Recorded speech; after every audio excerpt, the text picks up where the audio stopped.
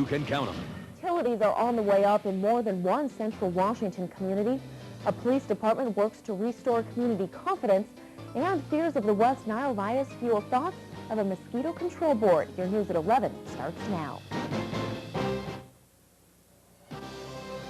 Local coverage you can count on. This is Local News at 11 on KAPP ABC, where the forecast comes first.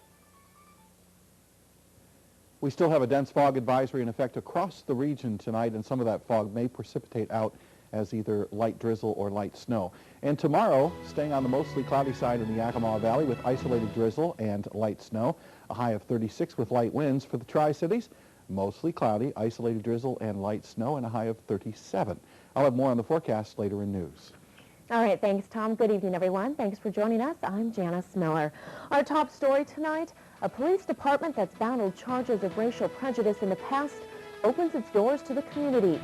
In recent years, Yakima police have been accused of racial profiling, but tonight the department went out of its way to let the community in.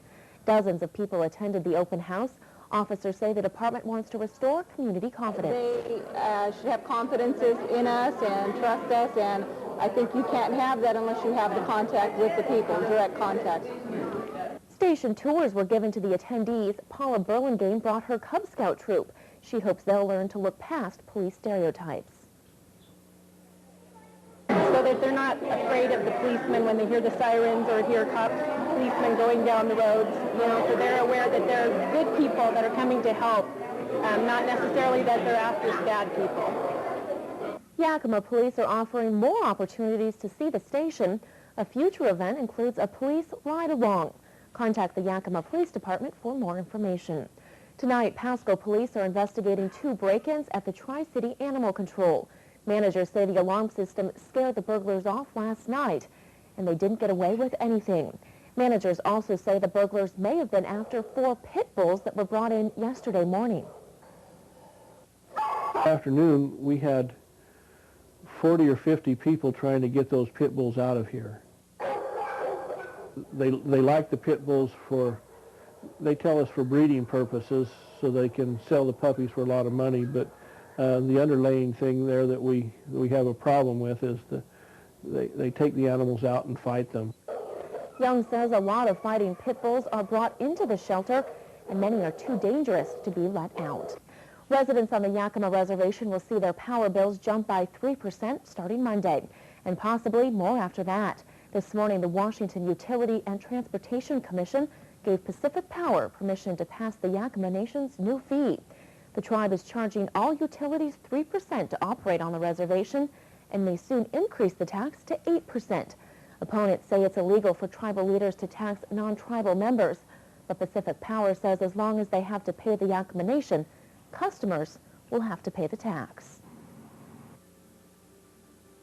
Especially at this time of year when the bills are usually higher with winter heating requirements. So we understand it's going to be an impact to some folks, and we're sympathetic, but the Yakima Nation imposed this on us, and the Utility Commission told us this is how we have to deal with it. The Citizens Stand-Up Committee plans to file a lawsuit in federal court over the legality of the tax and sue Washington State for failing to protect its citizens. West Richland voters will decide whether they want to choose the library or pay higher utility taxes when they hit the polls next month. The Mid-Columbia branch in West Richland opened its doors half a dozen years ago. City taxes, including property tax and sales tax, help keep the library open. But a recent decline in state funding has left West Richland short on revenue. West Richland voters now face raising their utility taxes or shutting down the library. So, books and videos and books on tape and the computer use, but we have programs for children and adults, story times, and it's kind of the hub of the community. If the library ballot passes, the $180,000 levy would increase utility taxes by 2.5%. Folks in Grandview will vote next month on increasing utility taxes by 1.5%. The hike would restore services lost in the 2003 budget, including the pool, animal control, and graffiti cleanup. You can find out more about the tax at a public forum tomorrow night at 7 o'clock.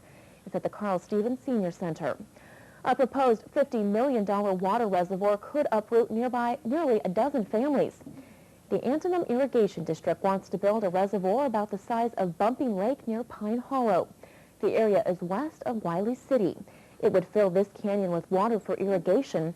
Supporters have been studying the area for nearly 5 years and have another 5 years of research to go. Homeowners say if the project is approved, it will force them to move.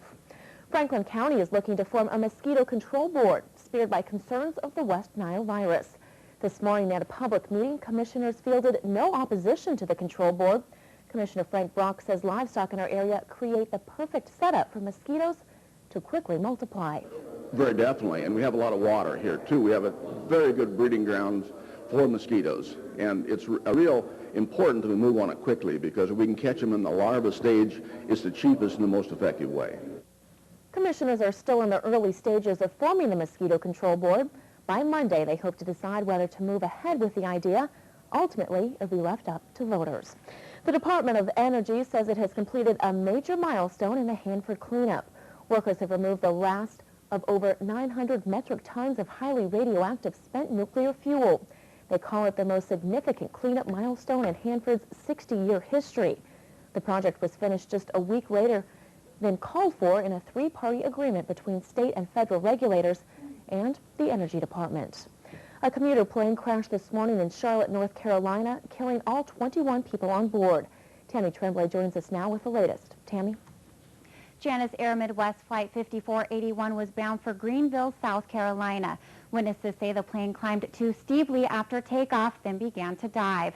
Pilots contacted the control tower to declare an emergency, but that message was cut off.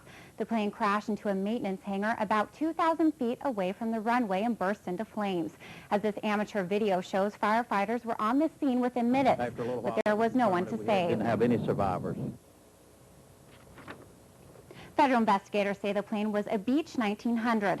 The FAA issued a maintenance alert for this model last August after investigators found loose bolts on one plane's vertical stabilizer. This is a part that keeps planes flying in a straight line. Tonight, investigators are on the scene trying to discover what went wrong. This is the first deadly crash of a commercial airliner in the United States in 14 months. Reporting live, I'm Tammy Tremblay. Thanks, Tammy. Now, there was another plane crash today in Turkey. Investigators say 75 people died when an airliner crashed in thick fog south of Istanbul. There are 5 survivors. Officials have dismissed sabotage as a possible cause, saying weather is most likely to blame. The 2,000 people in Washington state who work for United Airlines are getting their resumes ready just in case. United has told its Washington workers they could lose their jobs as it deals with bankruptcy reorganization. The airline says the warning notices don't necessarily mean huge layoffs are coming, but they might. Congress tonight has passed the measure extending unemployment benefits for about 2.5 million Americans for another 5 months. House Democrats think the measure falls short. They wanted to include another 1 million Americans who've run out of state and federal aid and still can't find work. For some employers, the days of paying excessive overtime wages may be over. The Department of Labor and Industries talked about the salary basis rules in Yakima today. L&I drafted the rules after a court decision in 2000 forced an employer to pay overtime back wages to salaried workers who were supposed to be exempt. The new proposed rules would detail which workers are considered exempt and salaried. The proposed rules would also clarify when employers can and cannot deduct pay when a worker takes a partial day off. In Top Stories Northwest tonight, police in Mount Vernon, Washington are investigating the discovery of a body at an elementary school playground. A janitor found the body this morning slumped over near a swing set. Detectives do not know whether this is a homicide, but say the victim is not linked to the school. Teachers kept students inside today so police could complete their investigation. The father of accused murderer Edward Morris says he would not intervene if a jury finds his son guilty and sentences him to death. Morris is accused of murdering his pregnant wife and 3 children last month near Tillamook, Oregon. Paul Morris says he hopes his son is innocent, but also believes Edward has lost touch with reality. University of Washington basketball player Kayla Burt says she's just happy to be alive tonight. Burt's heart stopped beating during practice last week. Her teammates performed CPR until paramedics arrived.